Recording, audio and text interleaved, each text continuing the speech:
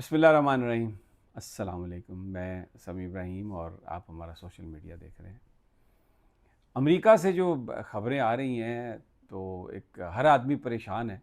एक वक्त था कि after the demise of Soviet Union बड़ा अमेरिकन और वेस्ट बड़ा फ़ख्र करते थे कि अब we are the sole super power और अमेरिका लीड रोल है उसका। लेकिन जो कुछ आज हो रहा है, अगर उस पर हम नज़र डालते हैं तो बिल्कुल इंसान परेशान है कि इसको किन अल्फाज में आप इस्तेमाल करें। वतन अजीज़ से भी कोई बड़ी मिलती जुलती सी सूरत हाल है। थोड़ा सा उसको देखेंगे। वैसे तो मैंने कभी ये बात नहीं मानी थी, मेरे दिल ने कभी नहीं माना था कि लीडरशिप जो है वो अमेरिका के पास है। वैसे तो लीडरशिप उनके पास थी, वेपन्स के लिहाज से, मईशत के लिहाज से, पैसे के लिहाज से, दुनिया में इन्फ्लुएंस के लिहाज से, लेकिन जो एक मॉरल जो एक लीडरशिप है वो अमेरिका के पास नहीं थी। क्योंकि जो कुछ उन्होंने पहले किया, इराक जंग में किया, उससे पहले जो कुछ वो करते आए, तो वो तो कभी मैं तो नहीं उसको मानता था। लेकिन बहरहाल एक तासुर ये था अमूमी और लोग उसको तस्लीम करते थे। लेकिन अब क्या हो रहा है वहाँ पे? अब आप देखें कि दुनिया की यानी अमेरिका की तारीख में इतना बड़ा मुजाहरा कभी नहीं हुआ। 70 लाख से ज़ायद लोग पता नहीं कितने 100 शहरों में अमेरिका में निकले और उन्होंने कहा कि हमें किंग नहीं चाहिए। और ये जो एक किंग्स की तरह डोनाल्ड ट्रंप बात करते हैं और हर चीज़ को बुलडोज़ करते हैं, कोई कानून आइन का एहतराम नहीं। जिस तरह लोगों ने इमिग्रेंट्स को पकड़ा, आइस के रेड्स हुए, अपने जो मुखालिफिन नाकदीन के ऊपर जिस तरह उन्होंने पर्चे बनाए, तो कभी कभार तो लगता था ये अमेरिका की बात नहीं है, ये तो वतन अजीज़ का मामला सामने आया।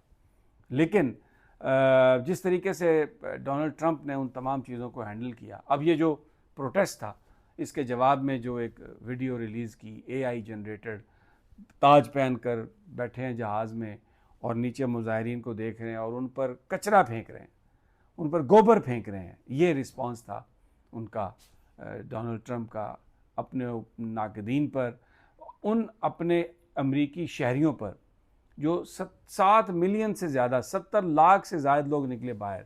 वो अमेरिका के शहरी हैं, अमेरिका के वोटर हैं। उनमें से बहुत सारे रिपब्लिकन भी थे, लेकिन डोनाल्ड ट्रंप ने उनके ऊपर गोबर फेंका।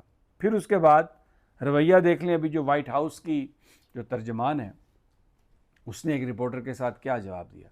रिपोर्टर ने एक सिंपल सा सवाल किया था कि ये जो पुतिन और डोनाल्ड ट्रंप की मुलाकात का फ़ैसला कैसे हुआ, किसने किया।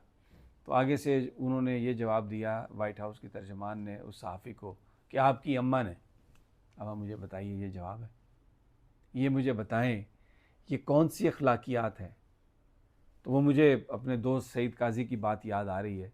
उनका ये कहना था कि एक वक्त था जब स्टेट्समैन, जब सियासतदान, जब ज़हीन लोग इस दुनिया को चलाते थे। लेकिन अभी तो पता नहीं ये कहाँ से खेप आ गई है कारोबारी लोगों की। और कारोबारी लोग भी वो जो घटिया ज़हनियत के मालिक हैं, जो हर चीज़ पर डंडे से बात करते हैं, ख़रीदने की बात करते हैं। अब ये जिसको, अब इसमें एक सब देखें ना, हम तो ये देख रहे हैं कि जी हमारे जो लीडरान हैं, अब वो हमारे जो प्राइम मिनिस्टर हैं वो कह रहे हैं डोनाल्ड ट्रंप को कि mister Trump, you are genuinely a man of peace and you deserve a Nobel prize. अब मुझे ये बताइए कि ये जो कुछ वो अपने मुल्क के शहरियों के साथ कर रहा है, जो कुछ वो अपने मुल्क के अंदर जिस तरह हर चीज़ को उन्होंने तख्त व ताराज किया, तो ये हमारे लीडर हैं, हम इनसे गाइडेंस मांगते हैं, हमें क्या देंगे।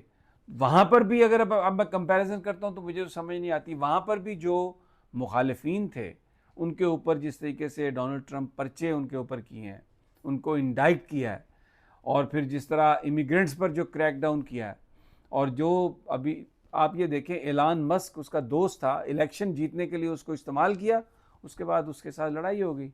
लेकिन मेहदी हसन ने, जो मशहूर कमेंटेटर हैं जिन्होंने अभी पाकिस्तानी सियासतदानों का बड़ा बरकस निकाला है, इसी मुजाहरे में जो ट्रंप के बारे में था उसमें तकरीर करते हुए उन्होंने एक बड़ी खूबसूरत बात की। उन्होंने कहा कि डोनाल्ड ट्रंप की 3 बीवियाँ हैं जिनमें से 2 इमिग्रेंट थी। तो ये साबित करता है इस चीज़ को कि इमिग्रेंट्स जो काम यहाँ पर कर सकते हैं वो अमेरिका के लोग नहीं कर सकते। इस पर बड़ा शोर भी हुआ, बड़ी तालियां भी बजी। बट एक्चुअली ये जो लोग हैं अब वहाँ पर बर्नी सैंडर्स और जो बहुत सारे जो लोग हैं वो इकट्ठे हुए, लोगों को निकाला और इतना बड़ा मुजाहरा वहाँ पर किया उन्होंने और बताया कि this is what is basically, this is what they stand for, this is what is America stand for. तो ये हमारे हुक्मरानों को भी आंखें खोलनी चाहिए।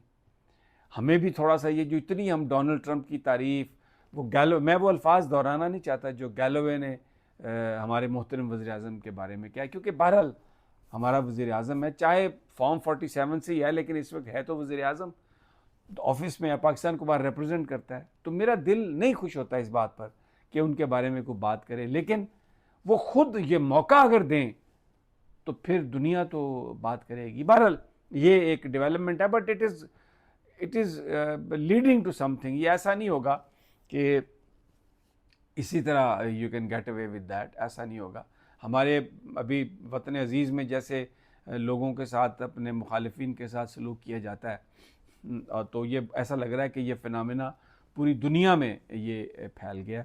लेकिन बहरहाल ये एक चीज़ आपसे डिस्कस करना थी।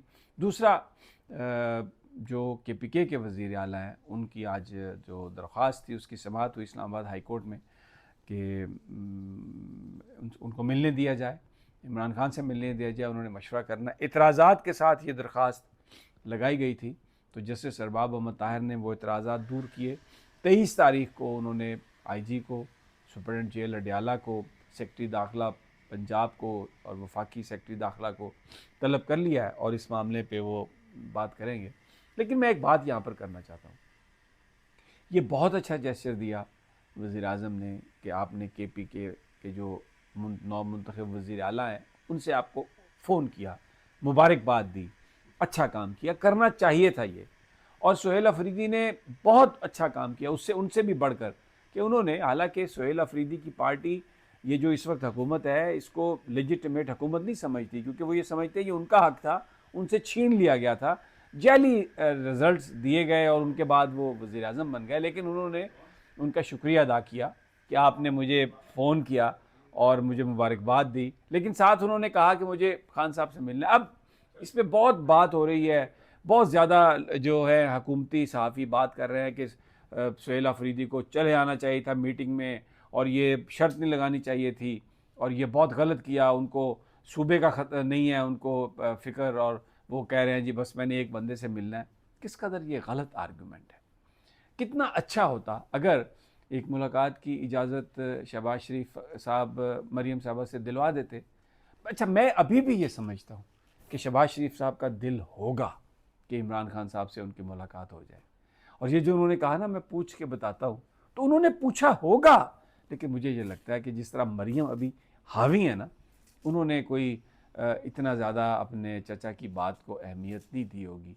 और ये जो सारा इस वक्त जो तनकीद शहबाज शरीफ साहब पर हो रही है कि एक जेस्चर अच्छा गुडविल का वो दे सकते थे, वो मुझे नहीं लगता शहबाज साहब की वजह से है।